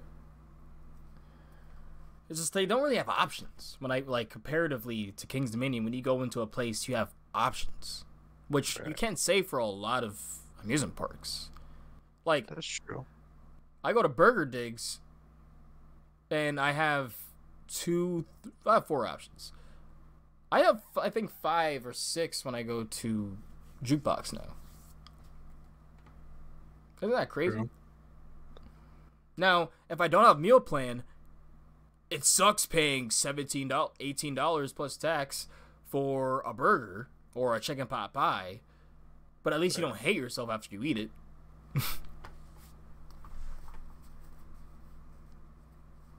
So yeah, we got Chick-fil-A and ended up picking up Alex because of our little detour to. Oh no, that was day 2. Yeah. Day 3, we ended up going back because we got Chick-fil-A. Ended up getting early entry. Got him high. Got him high. We ended up going back and getting bro. last We ride on already Velasa. talked about- Yeah. Bro. Yeah, I'm trying to make sure I got everything. I'm sitting here going through fucking. Yeah. Yeah, we got last ride of Velasa. We all felt it there. So day 2, we ended up going to Buc-ee's. So it was a lot of driving day 2. I got a little bit of merch. I didn't get the brisket this time. I did get the Texas cheesesteak burrito, and not as good as the brisket, but it's so close because that is so good, bro. And I want to try more of the burritos. But you really can't fail Buc-ee's. God, I want to go to Buc-ee's. Me too. So we got last ride of Velasa, and then I think we spent the next day. Oh no. So the end of the night after the Velasa rides, we chilled out for a bit at the hotel, and then hung out with a homie Mark. Smoked up there. And looked at Chinese POVs. Oh, that's right. Of roller coasters. Bruh. Dude, that was quite the experience. Had Skittles. Saw the best coaster did ever. Was very. I appreciate them for letting us hang, letting us show there, bro. Because conversation was cool. For sure. Dog is. I actually know a dog that I love now. That's corgis. And bro, they had a B&M seat, and they had so much like cool little shit. But like the main thing to me that stood out, that the thing would be cool. King's Dominion sign. So they had a King's Dominion sign from 2010, and when I thought it was just a map, like a big oversized like park map, like that you would get like when you walked into the park in 2010. But when I like went to like look at it and like survey it, like it was like thick, like it was one of those like maps. It's like a legit park map. That was like sitting stapled up or nailed up around the park. And it's I-305's opening year. Yeah, you had El Dorado there, Hurler was there, Volcano was still there, rest in peace. Crypt was there as well, where Tumbili is standing now. It was just, yeah, it took me a moment. I was like, whoa. I mean, I was pretty fucking fried, but like, whoa. That's cool. That was really cool. And Mark, yeah, he's like RCDB of coasters. He knew all this about like these Chinese roller coasters, and I didn't even know that they had this much weight. I didn't know they had this much weight in coasters, bro. I cannot believe that. That really blew my mind. Yeah. To the point where we were getting shown B&M wings that were like, they did not even look like a B&M anymore. They looked like they were moving.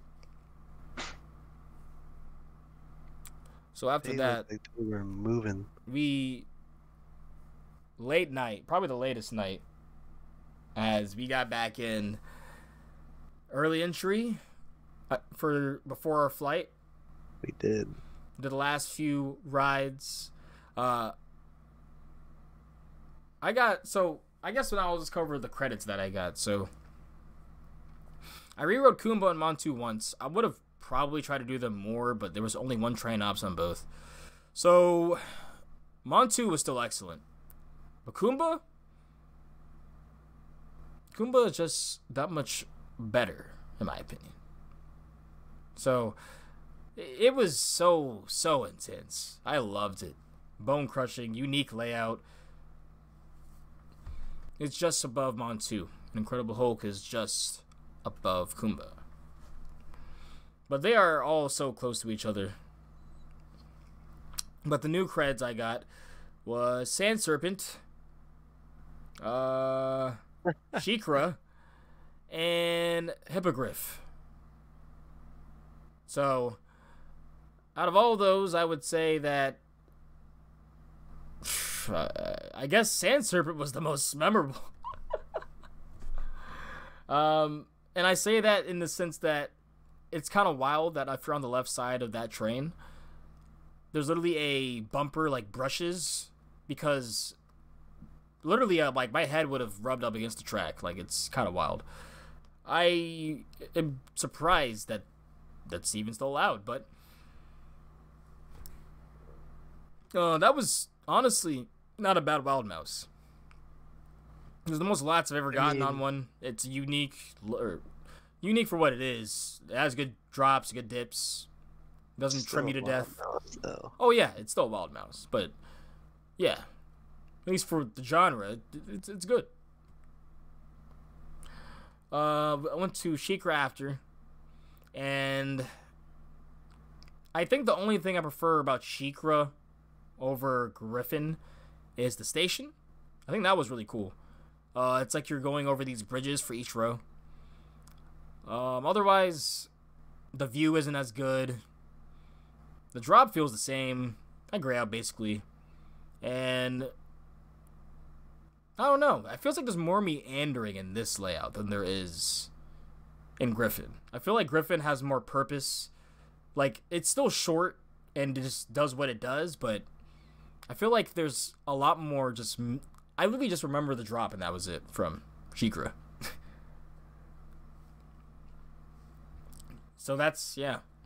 It is what it is. I had the pleasure of riding Shikra this trip. I mean, what reason would you? There's really no reason when Gwazi's in the same park. I know. And at that point, we were making our way back over to Gwazi. Or did we meet up at Scorpion? No, we split up when we got to Scorpion. Yeah, that was fun too. I always enjoy Scorpion ride. We almost got a Zen ride, but yeah, that didn't go through. But yeah, day 4, the last day, was Universal. We were just Hagrid's and Velasa. And some merch shopping. All that stuff. We got Voodoo. And you left with some Voodoo as well. Yeah, so we were... Oh, last thing when leaving Universal. So this might have also been one of the things as we were pushing for this flight. But, so I met Dr. Doom and Green Goblin on my December trip. And I saw them basically in the same area. They weren't on the Fantastic Four mobile, which I don't know why they would be in the first place, but they weren't there this time. They were like inside of, I guess, the actual meet and greet building for Dr. Doom. And I'm passing by and I wave at him, and he's staring at me, from the whole time he is staring at me. And I'm assuming they don't have that many Doom actors or Green Goblin actors. You have to be generally like somewhat kind of the same build. He's just looking at me, and then he tells me to come on over. Like, he pulls his hand, gestures to me come on over to him. I was like, all right. Luckily, it wasn't too long. But like, he basically says like, "Where are your friends? Where's the brown-haired one?" Basically referencing Gavin. And I was like, "What the fuck?" I'm like, he remembered. I'm like, that is like Disney level. Like, that's wild. I'm like, there's, so that's crazy. So I had to take a picture with him again. That's how I was like, he remembered me from 3 months ago. Now, who knows if it was 6 months if he remembered, but still, the fact that he did was awesome. That was cool. Actually, wow, I don't think he told me that. Yeah, I think it's because we were hustling so hard. Right? Because, like, we also split up, too. Because you guys went to get voodoo, and we went to the shop in front of Islands. So I remember telling Alex. But yeah, that was a very cool experience. I hope to see him again. So now I got to see Trek and Fiona again and see if they remember me. Because I saw them this trip. I almost saw Megatron, but he was literally being put away back in the hangar as soon as I was walking up. Such a buzzkill, bro. It was all cool, but I'm like, damn. That's like one of the main encounters I want to see out at an amusement park. Is Megatron. Because he talks shit, bro. He's hilarious. Like, you can look up montage of compilations of him, and it's actually, like, it's a good time. I think the only thing close to that is, like, Donkey. But they've recently, I'm pretty sure, gotten rid of all the Donkey encounters. So, rest in peace to a really good Universal encounter. But yeah, after that, we were hauling ass to the airport.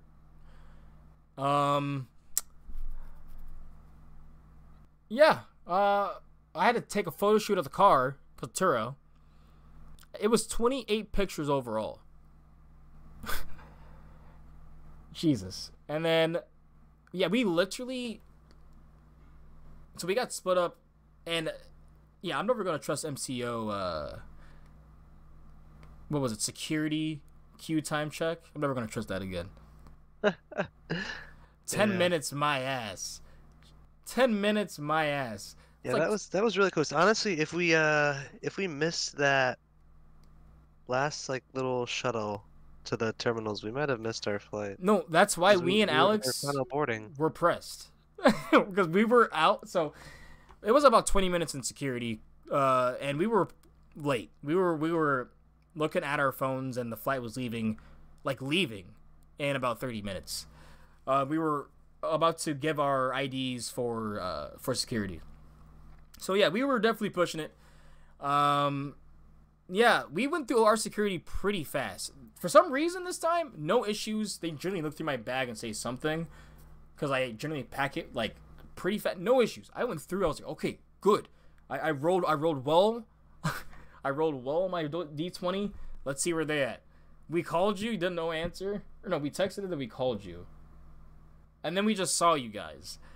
Okay. Yeah. And then we saw the shuttle. We're like, oh, fuck. And we're like, you guys need to literally get everything and just go. Because, like, I was thinking, like, what are we going to do?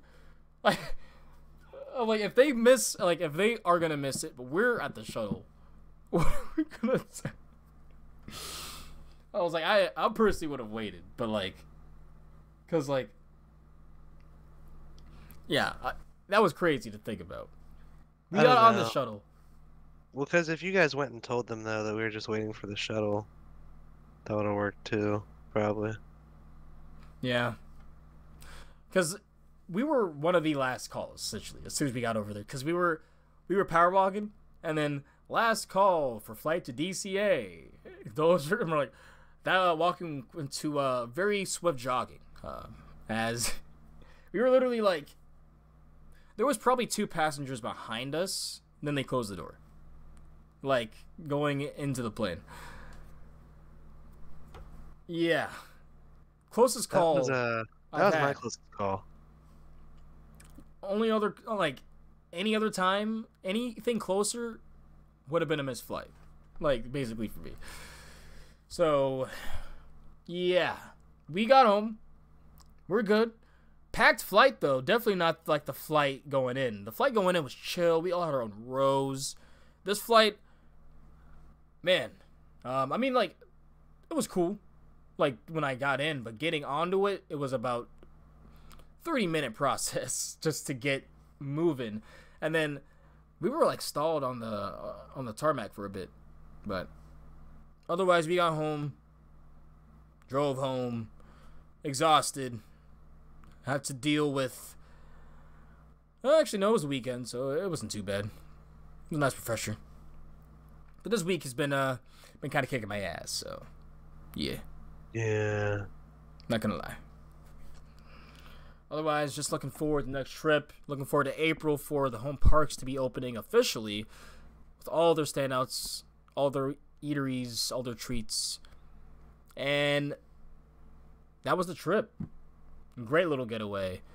Don't know the next time we go into uni. Maybe Halloween Horror Nights. Would love to try for that.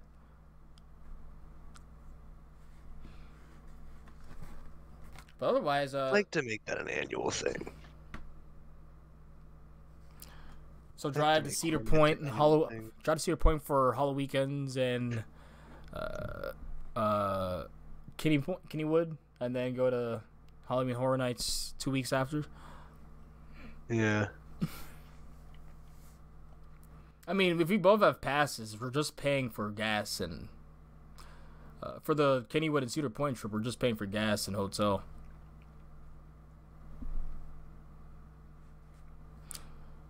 Very free. Otherwise, that's it for us, y'all. That was a trip. Not a vacation. But I had a hell of a good time. All the rides were basically amazing. Like, I can't really think of I can think of a bad moment, but everything else overshadowed that while being in Florida in the trip. Shout out to everyone we met, like the Byron. All the homies. All the homies. Shout out to the Buckies. Shout out to Iron Gwazi. And shout outs to all y'all for listening to the cast. It's been episode 11. You can catch us on all of our social medias. On Instagram, you can it's the High Rollers DMV, and on Spotify should just be the High Rollers. On YouTube, if you're watching on YouTube, you already know it's Westhower, but if you want to watch on a video format, it's no webcams yet, but potentially soon. Or if you want to watch on YouTube though, just watch or look up Westhower. And otherwise, you can catch our Instagrams, our socials, where my Twitter is at WestHowerC, and my Instagram is at Westhower Coasters. RC? You shout out the at the High Rollers DMV as well, bro? Yeah, that was one of the first ones. Oh, well, you can find me at Old Line Airtime, of course. Oh, yep. This was quite a bit, and I'm tired and hungry. Talking about food. So I'll have to catch y'all in the next one. Peace out. Stay homey, everyone.